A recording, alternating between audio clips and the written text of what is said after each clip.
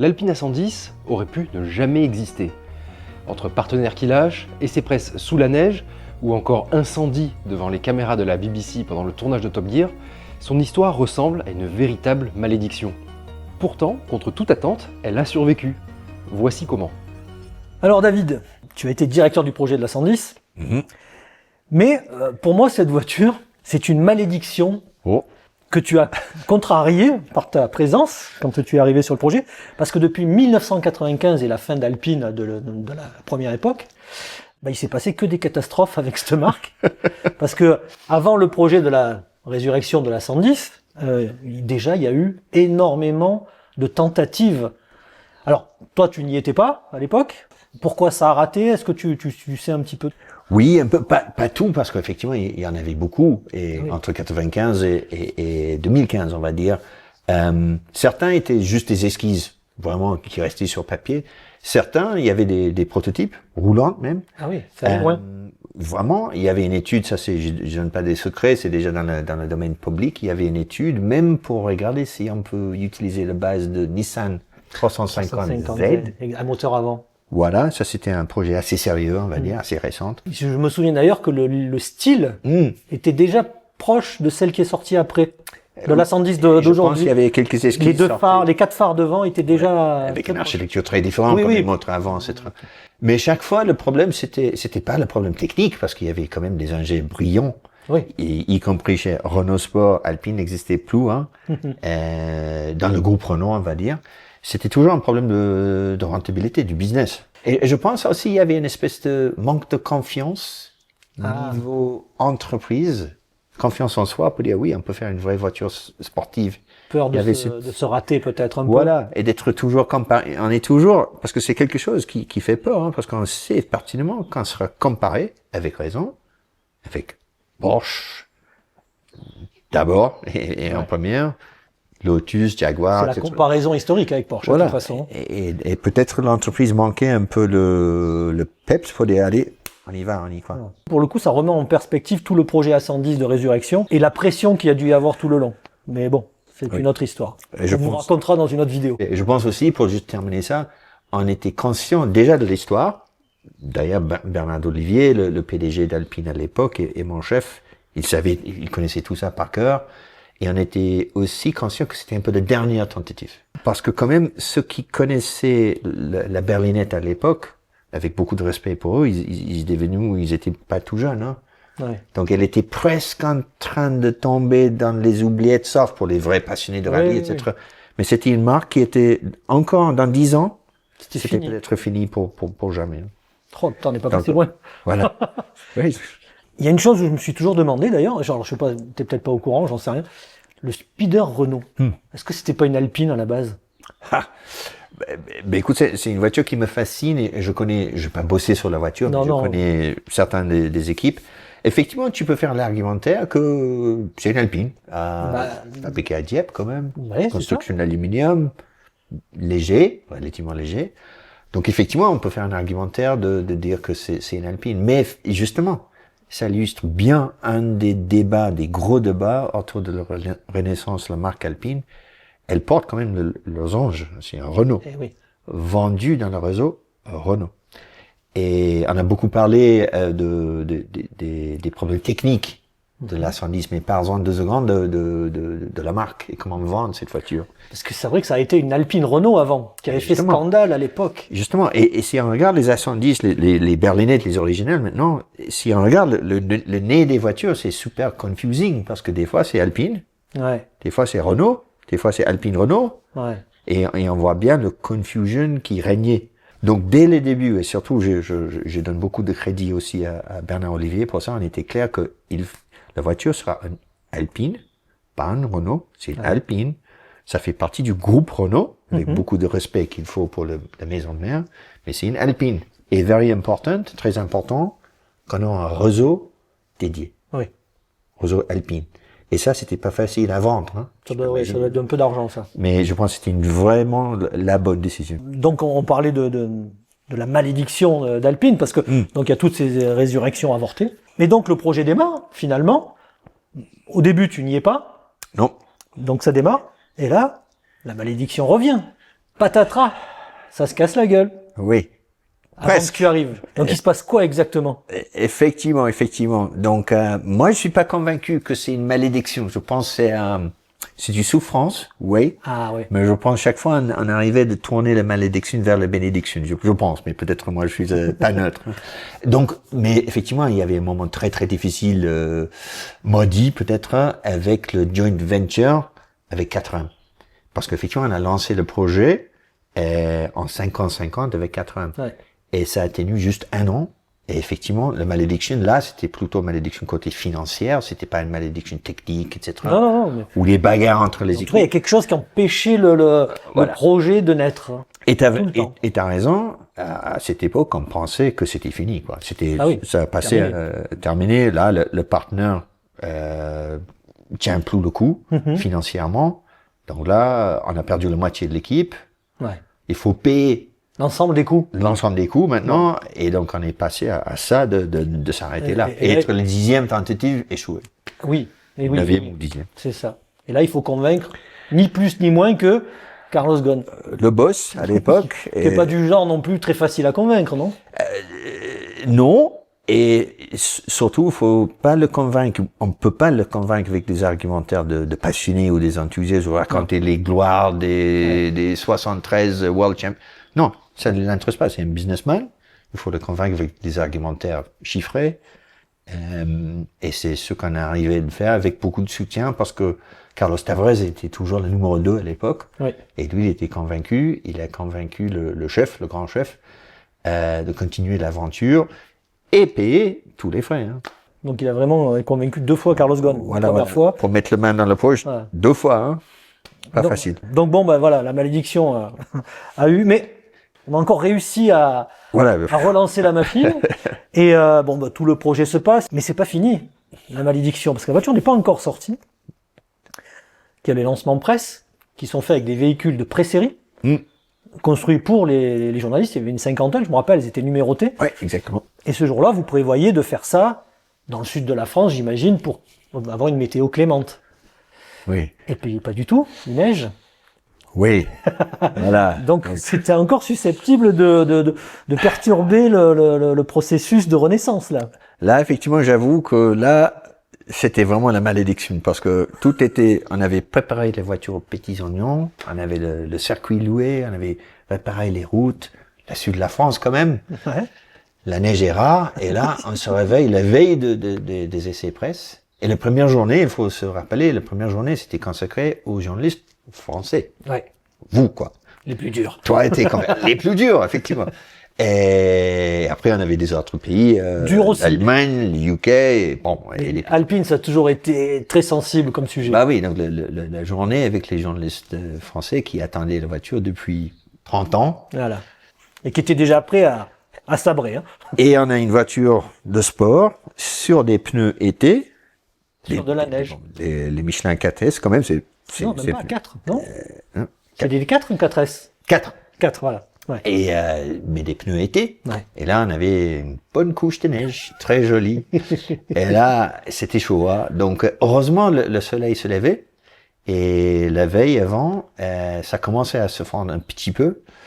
Et donc, Michel Van den Sande, le chef, m'a dit, David, c'est toi l'ingénieur-chef, c'est ta décision. Le choix, c'était de le laisser sur les pneus été ou les pneus ou d'installer des pneus neige. Voilà. Ah, mais les pneus neige, c'est quand même pas... Justement, sur piste. Tu imagines si on avait fait le lancement sur piste avec des pneus neige. Ça aurait été... Oui. Et donc, je sors dans la voiture avec Thierry Hannequin, qui était l'ingénieur-chef du châssis, et on a réparé les routes autour.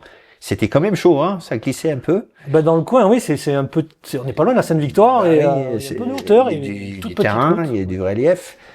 Mais voilà, on a brûlé quelques cierges, etc. Tu me parlais que vous avez été même obligé d'appeler la mairie du coin. Justement. Donc, on a pris le choix de laisser les voitures sur les pneus été. Mais deuxième malédiction, le route pour accéder au circuit, c'était enneigé. Voilà, ça passait pas. Même en 4x4, ni en rien.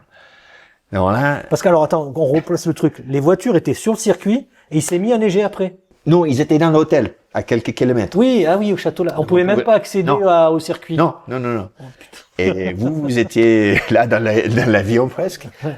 Et c'était, de mémoire, c'était peut-être même un dimanche, pour ajouter. Parce que je pense que vous étiez invité le lundi, ouais. Et donc là, il y avait un petit hameau à côté, petit village, et on a trouvé le numéro de mairie, et on a appelé la mairie, dimanche, hein, pour demander à monsieur le maire, est-ce qu'il peut sortir le chasse-neige. Un chasse-neige dans le sud de la France, pas les trucs les plus courants. Non. Et là, le maire, donc, il était génial. Donc, le type dit, ah oui, c'est les essais alpines là sur le circuit. Oui. Ah oui, bien sûr. Donc, pour vous, of course. Donc, le type, il a appelé le gars qui gère les chantiers, et c'est un tracteur, effectivement, avec une lame. Oui, un tracteur, oui. Qui sortait déneigé. Ah. Et nous, on a invité le mairie, bien sûr, dans la semaine pour regarder les essais sur piste et pour dîner avec nous, en récompense. On a encore trouvé une solution à la malédiction. Ah oui, il faut tourner la malédiction. Et effectivement, pour finir et soutenir mon thèse que c'est pas une malédiction, c'est une bénédiction, ça a quand même nous permis le lendemain de vous convaincre, les journalistes, que c'est pas qu'une voiture pour les beaux jours quand il fait beau, parce qu'il y avait quand même toujours un peu de... Oui, un peu de verglas et tout, je m'en souviens. Ça glissait, ouais. Et qu'on était tellement confiants dans notre voiture que même dans le mouillé, s'il pleut, même dans la neige, c'est une voiture saine, maniable et sécure. Et je pense... La légèreté.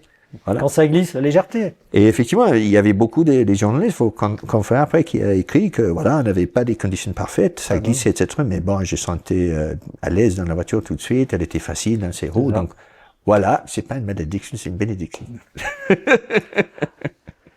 Moi, je dis que non, parce que tout n'était pas terminé. Là, tu lâches pas les affaires. Je suis désolé, la malédiction a encore frappé. Parce que, alors, pour tout dire, après ce projet-là, pour des raisons qui t'appartiennent, tu démissionnes de Renault. Et donc, tu es en train de passer les dernières semaines ou les derniers mois de préavis. Les essais presse se poursuivent et vous prêtez une voiture à l'émission anglaise Top Gear. Oui. Pas la moins regardée du monde. Non. Et qu'est-ce qui se passe? Eh bien, la voiture prend feu. Et là, vas-y, raconte-nous, tu es où à ce moment-là? Qu'est-ce qui se passe? Ah ben là, comme tu avais dit, moi j'avais déjà décidé de quitter Alpine. J'étais embauché pour un start-up en Californie. Donc moi, j'avais fait mes valises pour partir en Californie. Et j'avais 3 mois à travailler. Quand même, j'ai travaillé quand même jusqu'au bout, un bon soldat. Mais entre nous, j'avais vu, voilà, lever les pieds un petit peu, on avait fait le lancement de presse, la voiture était partie, voilà, tranquillou. Ah ben non, je suis dans une réunion un jour, et la voiture était effectivement prêtée à Top Gear par nos attachés presse Renault Angleterre. Nous, on a prêté la voiture à eux, qui a prêté la voiture à Top Gear. Donc là, c'est quelqu'un qui m'a appelé pour dire, David, il faut que tu sors de la réunion. Je dis, oui, je sors là, 20 minutes, c'est fini. Non, il faut que tu sors maintenant, tout de suite. Tout de suite, là. Grave, là. Et quoi Et il dit, la voiture de Top Gear a pris feu. Donc, j'ai fermé mon ordi, j'ai dit, désolé. J'ai quitté la salle, et effectivement, la voiture avait pris feu. Ouais, c'est une voiture de pré-production, elles étaient comme pré-série, effectivement, une voiture de presse. Et pas seulement elle a pris feu, mais elle a pris feu pas loin de Col de Turini, avec tous les caméras de BBC. Statique, voiture suiveuse, tout, de British Broadcasting Corporation qui a tout capté. Un incendie en multicaméra, quoi. Voilà, y compris des caméras, des GoPro dans la voiture. Heureusement. Et à bord, Chris Harris, qui est quand même un type assez réputé, et Eddie Jordan dans le siège passager. Donc, voilà, c'est deux pointures. Voilà, c'est petit problème quand même. Et puis la BBC, c'est des millions pour le lancement d'une voiture, comme l'Alpine A110 en plus, ça doit être. À l'époque, je me souviens plus les chiffres, mais le Top Gear traduit était diffusé dans une centaine de pays. Il y avait il y a des moments, c'était des dizaines de millions de spectateurs. Voilà. Mais là, tu perçois tout de suite la problématique, quoi. Bah non, justement non. C'était évident, la voiture a pris feu, ok. Mais on avait rien, on n'avait pas des images, etc. Donc moi, j'ai réussi d'avoir 2 choses très rares. Première chose, avoir le numéro portable de Chris Harris, tout de suite. Tu as toujours? Oui, je l'utilise pas toujours, mais. Donc, et deuxième, d'avoir le numéro pour contacter le producteur de Top Gear, l'émission. Donc j'avais appelé M. Harris, Chris Harris, tout de suite. Et je me souviens toujours, j'ai appelé, il décroche, je dis Chris Harris. Je dis, M. Harris, tu me connais pas, je m'appelle David Twiggs, je suis ingénieur en chef de chez Alpine. Et il fait, ouais, un peu court, un peu froid, tu vois. Ah ouf. Mais pas surprenant. Et moi, j'ai dit tout de suite, bah écoute, première question pour vous, est-ce que toi et M. Jordan, vous êtes OK, vous êtes sains et saufs? Ça venait de se produire quand tu l'appelles? Oui, c'était vraiment. 1 heure après. Ah oui. Donc, tu m'étonnes qu'il était un peu Chris, fort. oui, Chris, il fait, ah oui, non, c'est sympa de demander, non, on est tous les deux bien. Et j'ai entendu il a relâché un peu. Voilà. Et moi, j'ai dit, ben écoute, tu sais, il faut maintenant regarder qu'est-ce qui s'est passé. Et moi, j'ai besoin, si je peux vous embêter, j'ai besoin de savoir tout ce qui s'est passé. Je veux savoir à quelle heure tu t'es levé, qu'est-ce que tu as eu pour le petit-déj, quelle couleur des chaussettes vous portez. Donc, le gars, il a rigolé. Il dit, ok, je vous raconte. Il était très bon, hein. Pilote de course, encore une fois, il m'a raconté chaque étape vraiment précisément. Mémoire. Voilà. Et donc ça, c'était primordial. Deuxième chose, j'ai appelé l'émission pour dire, j'ai besoin de tournage. Oui, de ce qui avait été filmé, bien sûr. J'ai besoin de tout ce qui était filmé. Et les gars m'expliquaient, non, je fais pas ça. Nous, on est les BBC, là. On donne pas nos tournages. Bon, au constructeur. Hein. Voilà. Ça se fait pas. Surtout avant l'émission. Jamais. Il dit non, ça se fait jamais. Et moi, j'ai plaidé quand même. Et les types, il était d'accord pour les envoyer que à moi. J'avais ça dans un conteneur crypté. J'avais un mot de passe que à moi-même. Ah oui. J'étais le seul qui pouvait le visionner sur mon ordi. D'accord. Donc j'ai eu tous les rushs dans 2 heures, quoi. Ok. Pour analyser. Et j'ai regardé cette film, Patrick. J'ai toujours les yeux. Voilà, frame par frame, comme ça, seconde par seconde, pour analyser qu'est-ce qui s'est passé. Et c'est ça qui nous a permis de vraiment avoir les premiers indices sur le. Pour être clair, ça aurait pu mettre un terme aussi au lancement de la voiture et faire ça aurait pu être dramatique, non? Ah oui, c'était là. Enfin là, je veux dire, l'avenir de la voiture était en jeu quand même. Ah bah oui, c'est parce que c'est pas une voiture qui tombe en panne ou qui a un petit problème de, voilà, c'était un feu, quoi. Et c'était pas juste une petite fumée, hein. La voiture, elle est complètement. Et là, il y a toujours des images sur YouTube, Google, etc. Mais là, il n'y a rien qui. Il restait rien de la voiture. Et donc la troisième étape, c'était de récupérer l'épave. Ah oui. C'était même pas l'épave, hein. Donc récupérer ça le soir. Donc ça, c'était aussi l'histoire. Et rapatrier où? Aux Ulysses, le centre technique au sud de Paris, le centre technique d'Alpine pour analyser. Donc, on a trouvé un transporteur local, un gars qui avait une grue. Ils sont allés à l'appel parce qu'il y avait de la cendre, c'était allé faire ensemble. Il fallait découper l'asphalte pour prendre l'asphalte avec. Pour prendre l'asphalte, pour pas perdre une miette. Ah oui, pour pouvoir analyser, donc, mais c'est comme ils font pour les avions. Exactement ça. Ah, okay. Donc, on a trouvé un transporteur local, un gars qui avait une grue et tous les équipements pour. Et les types, je lui téléphone encore, les types disent, ok, oui, je peux faire ça. On est au col de Turini, hein. Bah oui, c'est perdu quand même. Il dit, ok, on peut livrer ça mercredi. Dans 2 jours, quoi. Je dis, bah non, il faut demain matin. Ah oui. Et le type me fait, bah je peux pas parce que j'ai mes horaires au volant. Ah oui, la législation permet pas de rouler plus. Hein. Et il a dit, ça va coûter cher. Je dis, combien? Le type, il a dit, chiffre. je te cite pas les chiffres. Mais ouais. Ah oui, il en a profité un peu. Voilà. Bon, 6 heures le lendemain, 6 heures du matin. Il était là. Il était au parking des Ulysses. J'ai écrit un chèque perso.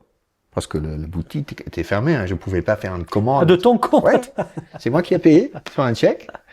Juste comme ça. J'ai fait un autre frais après. Oui, bah oui.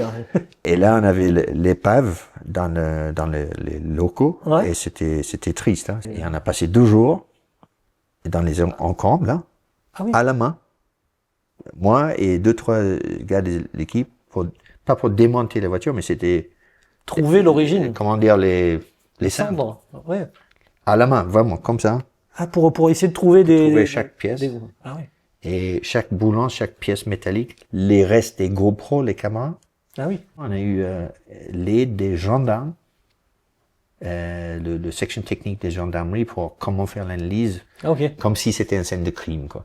Ah, Pour oui, vraiment trouver la cause. Ah oui, c'était chaud. Mais, comment on trouve une cause d'incendie dans une voiture qui a brûlé? Eh ben, c'est possible. Totalement, pour le coup. Elle avait vraiment brûlé totalement. Tout ce qui reste, effectivement, c'est tout ce qui est, peut pas brûler. qui est en acier. Ouais. Parce que tout ce qui est en aluminium, c'est parti. Et donc, châssis, carrosserie, tout a brûlé. Mais on a réussi quand même, en regardant le film, on pouvait voir que c'était quand même, on savait que c'était un départ de carburant. Okay, c'est le carburant qui a brûlé, c'était pas l'huile.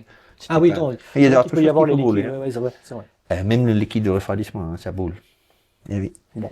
Mais on voyait que c'était du carburant, donc on savait localiser, et probablement c'est autour de le tuyau d'alimentation du moteur. Et là, on regardait, et effectivement, on finissait par trouver, on avait aussi tous les données IAO, etc. de la voiture, on avait des simulations, etc. Et on voyait enfin qu'il y avait un tuyau, les tuyaux d'alimentation qui descendent en avant du moteur, qui avait touché un boulon M8, là, comme ça. Et on avait même, peut-être que tu vas pas me croire, mais je te jure, c'est vrai, on a pu trouver le boulon. Sur lequel elle a frotté, là, durant. Voilà. Et les traces de frottage sur le boulon, oui. Avec un microscope électron, un microscope extrêmement puissant. On pouvait vous témoigner qu'il y avait des contacts métalliques, et c'est bien ça, le cause de fuite. Et tout ça en combien de temps? Ah bah, normalement, des analyses comme ça peut prendre des mois. Hein. Bah oui, parce que les avions, t'as les conclusions de l'enquête, c'est un an après, quoi. Tout à fait, t'as des enquêtes comme ça, ou des enquêtes criminelles, pareil, ça peut prendre des années, là. Mais nous, on avait un petit délai, là, petite pression, parce que le BBC était super, comme j'avais raconté, était super fair avec nous en partageant juste. Ils jouaient vraiment le jeu, ils voudraient pas nous mettre en difficulté, ils voudraient nous aider, mais le chef de l'émission m'a dit quand même, Monsieur Twig, pas de pression, parce que nous on a déjà filmé plein de choses, donc nous on a 15 jours, et il faut une autre voiture dans 15 jours pour finir le fameux circuit avec non. Faire le chrono.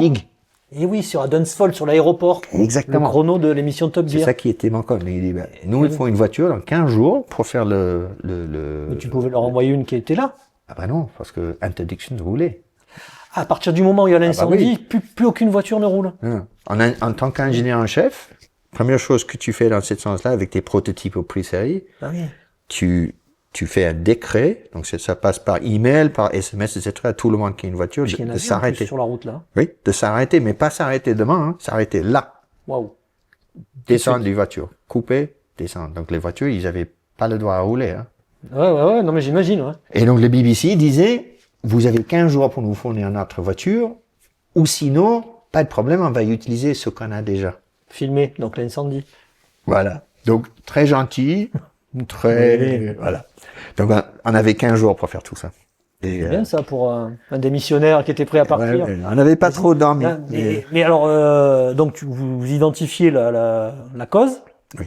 Qui était effectivement, pour résumer, hein, il n'y a pas de secret, c'est le tuyau de carburant. Effectivement, c'était comme il était un peu surdimensionné. Le forme précise de tuyau était pas exact.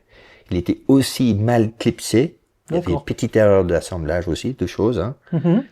Et Chris, il roulait bien, comme Chris, il était en train de faire des petits drifts. Donc ça a fait l'effet de basculement du moteur. Ouais, le moteur bouge beaucoup. Aux limites, effectivement, il avait juste tapé comme ça.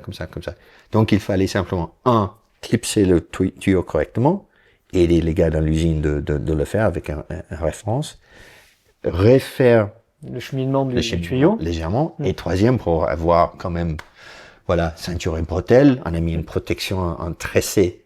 Oui, pour en cas de frottement. En cas de frottement, si jamais les deux choses marchent. Donc voilà. Et avec ça, c'était résolu. Et la veille de test de Top Gear, c'est moi qui est parti avec la voiture pour le livrer moi-même en Angleterre à Dunsfold. Tu es parti d'où? De Dieppe. Et donc, là-bas, du coup, tu as assisté au tournage? Ah oui, c'était génial. Et j'ai rencontré le fameux Chris, là, le Chris Harris, qui est venu me voir. Ah bah oui. Et type très sympa, il tend la main comme ça, il dit toi tu dois être David. Il dit oui, c'est moi. Et donc celui-là, elle va pas brûler, on est d'accord? Non, tu risques rien. Donc c'était bien. Ok. Et le Stig a fait le tour et voilà, vous pouvez regarder sur Top Gear, c'est toujours en YouTube quoi. Et voilà. Et là, la malédiction terminée. Encore. Grâce à qui? Ah non, grâce à... Alors, t'as quand même joué un rôle assez Oui. important. Une Alpine est enfin revenue sur le marché. La renaissance a été effective. Et là, on est 9 ans après. Elle a réussi ses objectifs. Elle a été vendue. Oui. Plus de 30 000 exemplaires. On ne peut plus parler de malédiction alpine. On ne peut pas présager de l'avenir. Mais on ne peut plus parler. La 110 a réussi son pari d'être là et bien là. Et c'est grâce à cet homme-là. Non, En partie. Justement, sur cette partie-là, je sais que tout le monde dit ça, mais je dis ça sincèrement. Moi, je suis très fier de l'Alpine parce que j'ai appartenu à l'équipe Alpine. Donc, on avait quand même tout ce que je raconte là. C'était moi souvent qui était le porte-parole, c'est vrai. Mais l'équipe derrière tout ça, y compris l'équipe avec moi, jusqu'au là dans les cendres, on était noirs on était comme des charbonniers. Oui, j'imagine. Donc c'était une sacrée équipe et c'est un boulot d'équipe. Soyons clairs, David, si ça avait raté, qui en aurait porté la responsabilité? Moi en première. Voilà. Non mais c'est vrai, parce que si tu portes j'avais une carte d'affaires à l'époque qui disait ingénieur en chef. Alors là, tu peux pas te cacher. Si ça marche pas, le mot chef est assez important. Hein. Donc ça. Moi en première, mais... Est-ce que tu avais conscience de ça à ce moment-là? Ah oui. Ah ouais. Ah oui, tout le temps. Et surtout, on a raconté des choses plutôt sympas, les challenges sympas, mais blague à part, le truc qui pèse le plus lourd sur un ingénieur en chef, c'est les responsabilités de sécurité. Parce que t'es conscient, c'est toi qui prends les décisions sécuritaires dans lesquelles si tu prends pas la bonne décision, les gens peuvent mourir. Il peut y avoir un drame, ouais. Oui, des morts, hein. C'est un drame pour dire directement, les gens peuvent mourir dans la voiture que tu as conçue. Et pour moi, ça, c'était la partie le plus important du boulot. La partie alpine, c'est très spectaculaire, on le voit bien. Mais chaque jour, si tu portes ce titre, ingénieur en chef, tu as littéralement les vies des gens dans ta main. Est-ce qu'il y en a d'autres qui ont brûlé ou pas? Non, jamais. Non. Quand même. Le boulot a été fait et bien fait. Merci David. Merci Patrick. Pour la 110 et pour tout le reste. Merci. Si cette conversation vous a plu, abonnez-vous à la chaîne YouTube Le Motorhome et suivez-nous sur les réseaux sociaux, TikTok, Facebook et Instagram. À bientôt sur le Motorhome.